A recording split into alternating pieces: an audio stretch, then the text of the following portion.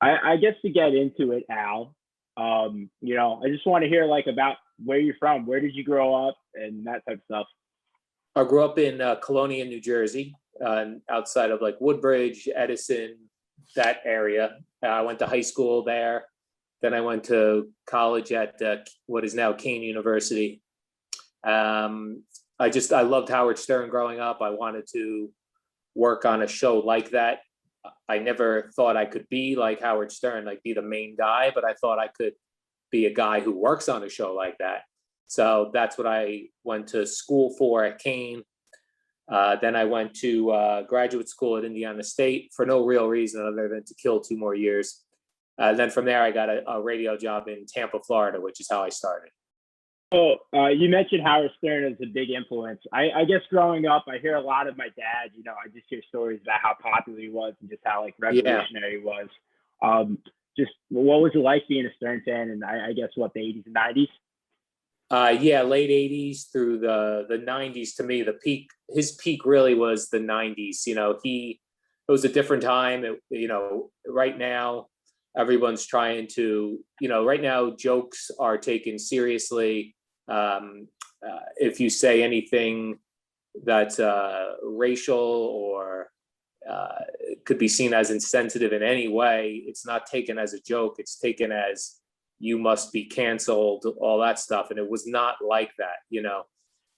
It very much was a guy that you felt like you could connect to. When he would have a 3-day weekend, he would come back on Monday complaining that his wife's family came over for dinner.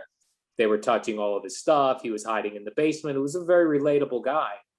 And then on issues like the LA riots that happened in 92, I think, the OJ Simpson trial, I mean, he went all in on what a lot of people were thinking.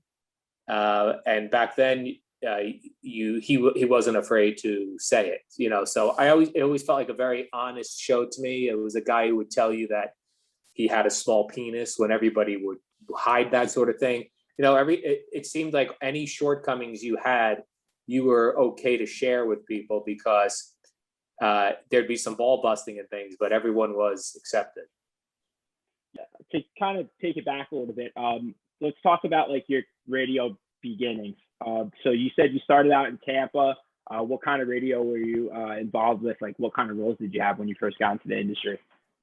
When I first got to a radio station in Tampa, it was all like nationally syndicated programming. So there were no live hosts in the studio. I was just, as they would say, running the board, taking feeds in from other parts of the country and taking just national shows. And in fact, I feel like it was like political shows, but I don't think I was bright enough to even figure that out back then, that it was political shows. And then I was only there for a short time when they sold the radio station to a company that flipped it to a sports talk station. So in order to keep my job, I stayed on with the talk station. So that's how I got into talk radio, sports talk radio. And I did that for my 7 years down there. And I came back up to WNEW in 2001 to do regular talk, like Howard Stern type talk. And then once that got blown up because of Opie and Anthony going crazy, then it like became a thing. If you're into talk radio, you either go the sports route or the political route. Those are your options. There's nothing else. So I went the sports route because I was able to go with Craig and Boomer, and I knew Craig wasn't going to do a hardcore sports show. So this was going to be the closest that I could get to doing regular fun guy talk radio. With sports, were you a big sports fan growing up? I know you mentioned this was just an opportunity that popped up, but how big of an influence was it regardless? Yeah, growing up, this would have been, like what I wanted to do. Growing up, I loved baseball, football, basketball. Loved all that stuff. Then I kind of lost touch with it, except for probably football, all through college. And then once I got the job at the Tampa radio station, back then, the Tampa area only had the Buccaneers. The Tampa Bay Lightning didn't exist yet, and the Tampa Bay Rays didn't exist yet. So it was like all football, which I was all in for, So, and then the Yankees spring training was down there. So then there were a lot of people that moved from this area down to Florida. So there were a lot of Yankee fans there. So then even when I came back to work at WNEW, I lost touch with sports again for a couple of years. And then starting at FAN in 2007, I picked it back up. So I was a huge sports fan as a kid. Then I feel like I maybe know too much now about the sports industry and all that stuff. And it, once you know too much, it's not as enjoyable as it was when you were a kid. So getting started at the Fan, I mean, it happened in kind of a unique way. I mean, to talk about, I don't know about canceling or whatnot, but wasn't it? It was Imus with the infamous Rutgers basketball, I guess, racist remarks. Correct. So like, Imus is one of, probably him and Howard Stern, right? At the time were the two biggest radio guys in the country. If I'm not mistaken on Imus. This always gets the second place to Howard. He wasn't even close to Howard Stern. His listenership was minuscule compared to Howard Stern. I mean, my thing is like, I remember growing up and like my friend's mom driving us to school was listening to Imus and whatnot. Yeah. So I mean, it was not like as colorful as being with my dad and listening to Stern, but right. I remember it as I guess it is. But still, I mean, he's a pretty big radio guy. Like, what was it like to come in? He's a big name, big name for 30 years. What was it like coming in and like, what were the pressures of having to, step into that role after Imus? Well, it's funny because I clearly was aware of WFAN, but I never listened to it. I had heard who Mike and the Mad Dog were, but prior to working there, I never put that station on. I wasn't into sports enough at the time to think to listen to people talking about sports all day long. So to me, it wasn't as huge of a deal because I wasn't that intimidated coming in because I wasn't like, if I was to be going to 92.3 K-Rock after Howard Stern, that would be an intimidating role to me. So the Imus thing wasn't all going in and replacing Imus wasn't all that big of a deal to me. Uh-huh. But because of the way he lost his job, he had a lot of support at WFAN.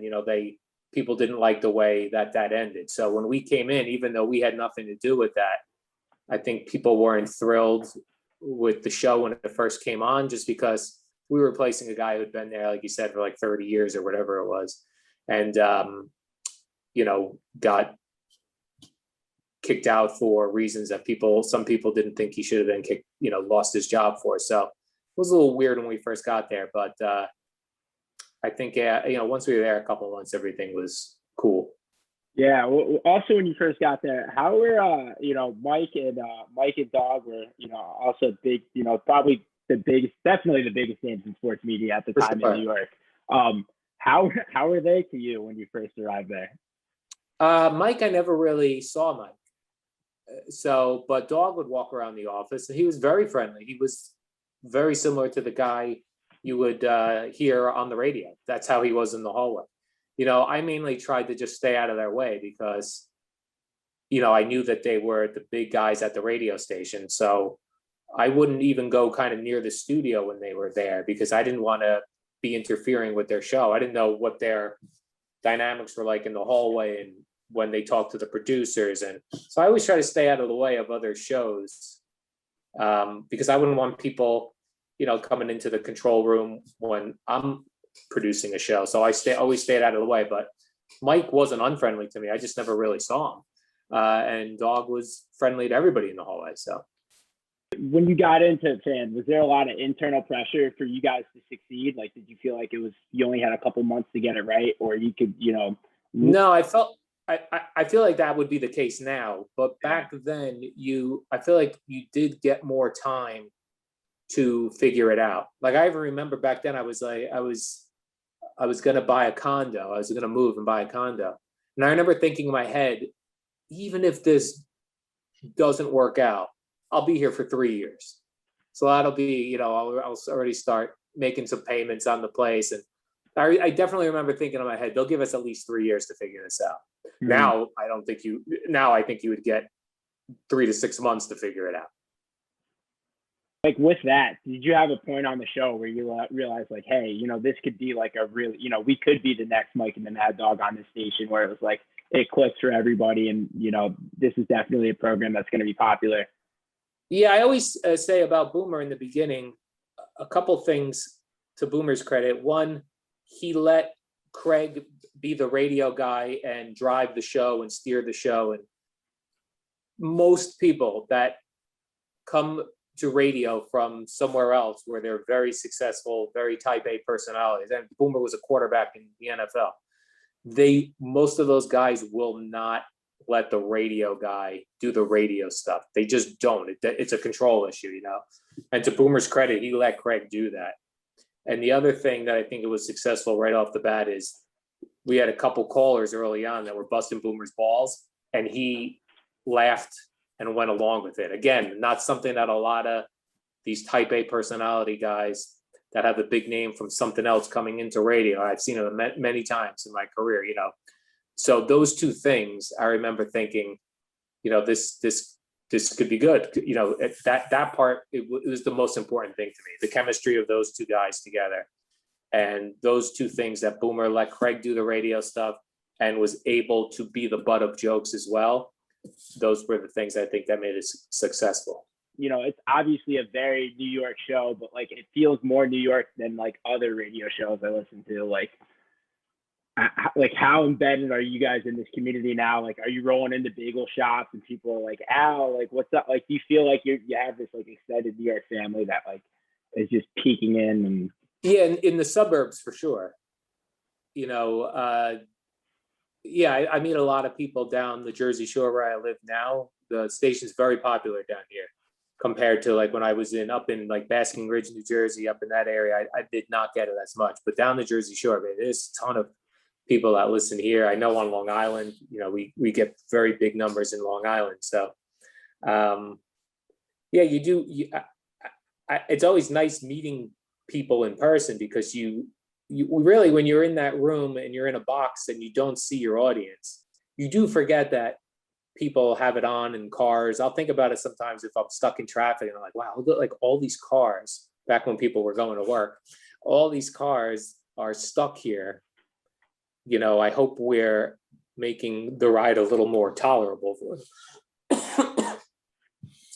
But regionally, one interesting thing, you brought that up and it reminded me, like New York is so unique compared to like where you are now in Boston.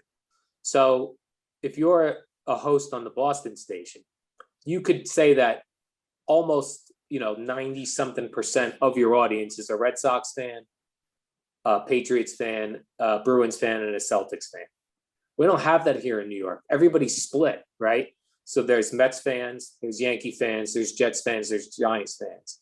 So I always wonder, like up in Boston, when you're doing a show about where the Patriots are the main topic, of course people are interested. I often wonder sometimes if the big story of the day is a Mets story, do the Yankee fans care? You know, and do they get split up like that? You know, that's where New York is in such a unique position.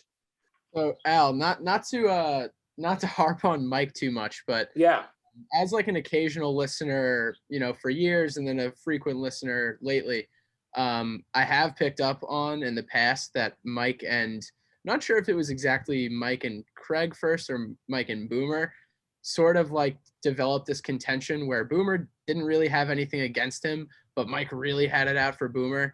And then you guys kind of just tried to stay neutral and then Mike would go after you guys. How did that start and why? What was the whole deal? Boomer, I don't think ever had a problem with Mike. He didn't care, but radio guys like to fight, right? So Mike is a radio guy and Craig is a radio guy. And those guys just always butt heads. I guess Craig's whole take on it is that when they first were getting to WFAN, Mark Chernoff had them go to lunch with Mike. It was Chernoff, Mike, Boomer, and Craig. And that Mike showed up indoors at a diner with his sunglasses on the whole time, telling Craig that the show wouldn't work because Boomer and pro athletes don't work as hosts. And I guess Craig also felt like we didn't get any support there from the current shows that were there. But like I said, they were friends with Imus, and they all felt he got unceremoniously shown the door. So they weren't thrilled for us to be coming in. So I understand that part too. But I think it was just a matter of, two radio guys butting heads, and it's fun to get into a battle. And Craig was probably looking for a reason, and Mike showing up in sunglasses telling him the show's not going to work was a great reason to start going at him. And I sort of picked up when Craig came back. He kind of tried to make this like slight feud between you guys and him, but it seemed like it settled down, right? Because he hosted on Tuesday. Because it wasn't real. That's why. Because there's no real dislike. We like Craig. Craig likes us. There was no. You can. It's only fun if somebody gets really pissed. So if Craig buzz our balls and we buzz his balls and no one really gets pissed, it doesn't really go anywhere. Right. It's when somebody gets really legitimately angry at something. Right. So I will say Craig did appreciate that Mike did take the high road when Craig had his troubles, because Mike could have gone in hard on Craig from all the ball busting Craig did for him, and Mike did not do that. So he did take the high road there. So as it went with Craig, did you ever have a sour part of your relationship with him? I know I watched the documentary with Boomer, and he said that it was tough for him just because of that relationship. Yeah, no, I had a great and still have a great relationship with Craig. He was like a nut job on the air. Off the air, he was the sweetest person. Like, always looked out for me and for the behind the scenes guy, as Boomer does as well, as Gio does. But Craig was so nuts on the air that people thought he was nuts off the air. And he was in the hallway, quiet guy. He'd walk to and from his office. He wouldn't be a nut. And on the air, he'd be nuts. And, he would say stuff that he didn't even remember saying. There have been occasions over the years where, like, my girlfriend would be upset at something he said. And I was like, what? And I was like, she's like, and he said, if we all went out to dinner or something and he made a joke about her or about me that she thought was about her. And she'd be like, she'd be upset early on when we first started dating. I go, if I tell Craig you're upset, he's not even going to know what you're talking about. He's not going to remember having said anything like that. Like, that's what he does on the radio isn't the guy in real life, and he's not even going to remember what he said. So he likes you, he likes me, he busts balls on the air, and that's it. So I always had a great time with Craig. You never paid a bill when you went out with Craig. Craig always paid for dinner, always paid for drinks, always paid for everything. If I happened to be walking by his office when he was ordering sneakers online before the show, he did, what size are you? 10 and a half. I get you. You're going to love these. And then sneakers would show up at your house. Like, that was just the kind of guy he was and still is. So I never had any issues with Craig over those years.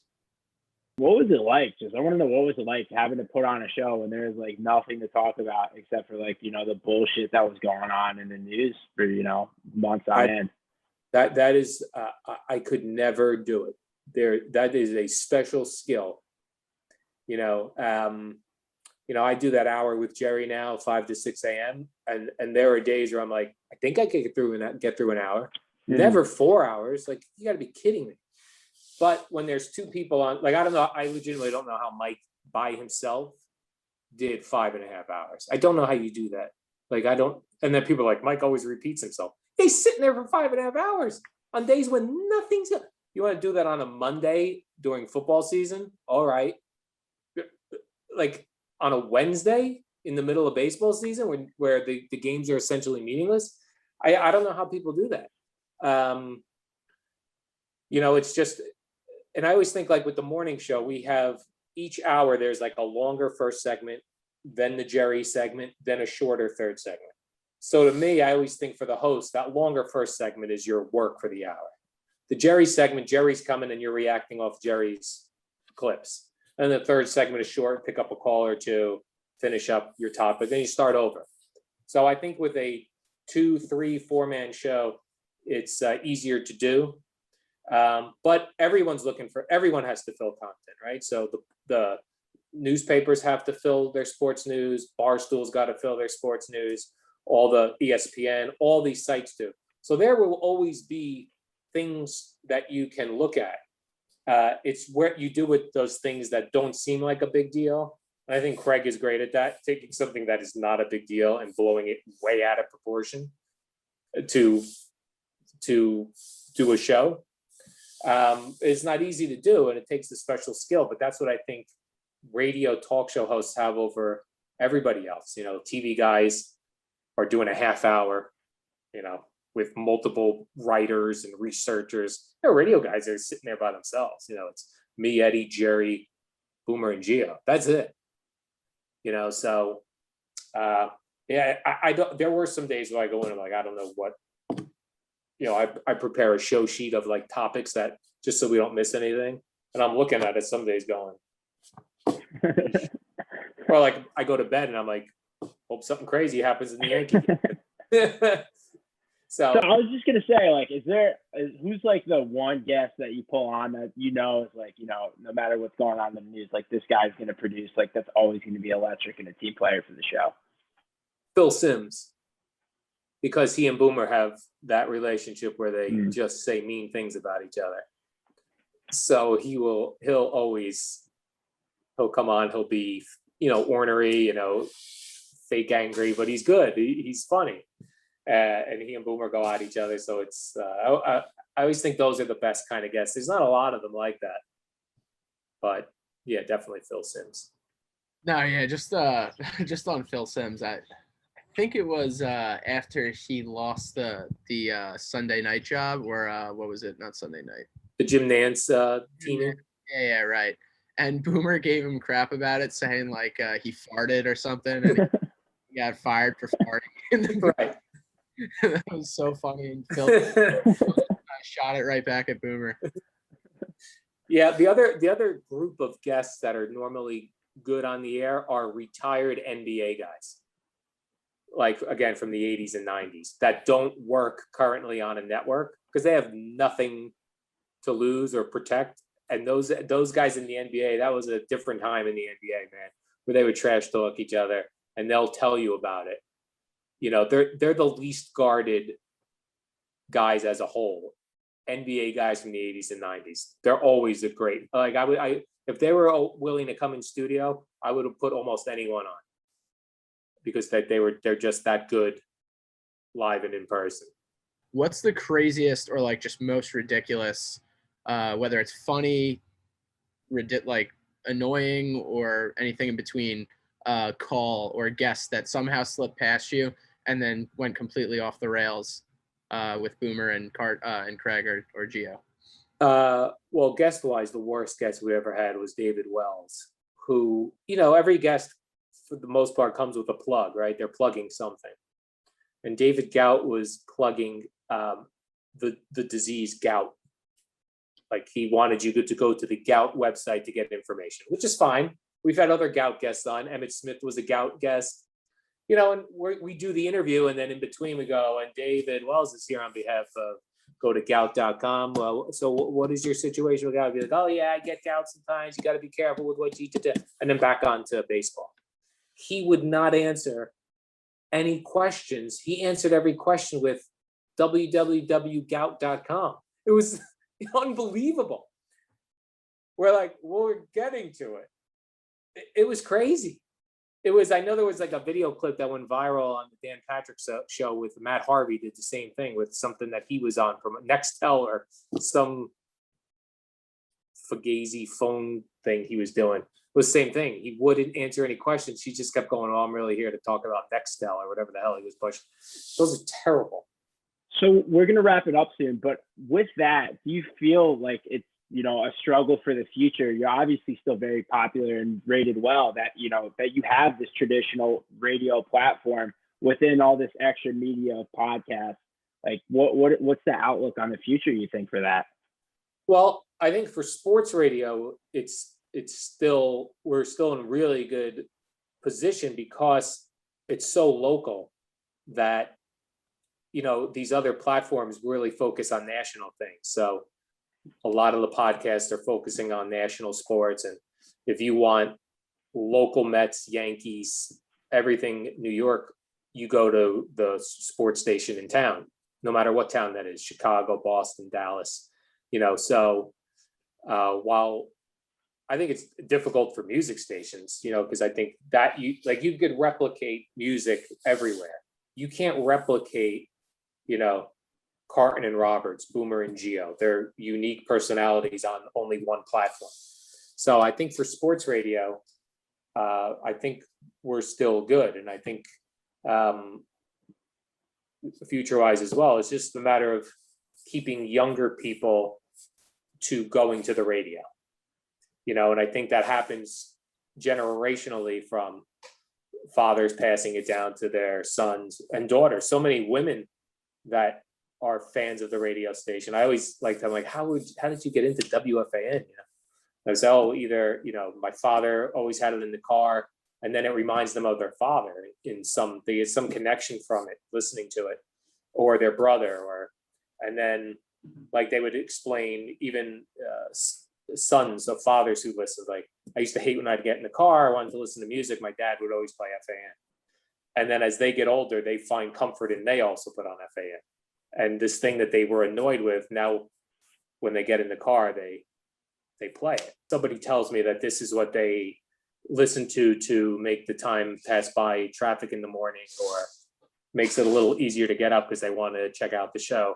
I love that, because that's all I did with that's how I use the Howard Stern show and listen to the Howard Stern show. So I always like that. I always appreciate that, because that's what you want to do. That's what you get in this to do, to be for the people that are stuck in traffic. I think of mostly like that's a miserable experience every day, so to have something that's interesting and fun to listen to every day consistently, which is why I don't like to do a lot of guests. Like I want you to know what you're getting every morning. And if you're used to getting Boomer, Geo, busting Jerry's balls during the Jerry segment, I don't want you to get in the car and hear a guest that you might not care about, because that's not what you were looking for. Right. So, Jay, do you have any last questions for Al? No, I mean, thanks, Al. I mean, this was great. There's so you got it. There's so many moments that I remember from, because I really grew up listening to your guys' show, and just to have like kind of the inside scoop on some of those things that made me laugh hysterically when I was 14, 15 years old. It's awesome. Really appreciate it. Thank you. Yeah, that's weird. Yeah, same thing. It's weird now, like when guys are, how old are you? You're 20, what? 20? Wow. Right. So when I think back, like we started with Boomer and Carton 14 years ago, like seems insane to me that there are guys in college now that were kids when that started. It's the time really does go by very fast when you don't change jobs. Like it flies by. So yeah, that was always cool to hear. Yeah, totally. Yeah, thanks, Al, for You got it. So cool. I mean, it's just awesome to hear about everything New York sports, and you being at the front lines of everything. Yeah, it's just been awesome to hear, and I appreciate your time. All right, see you guys. All right, thanks, Al.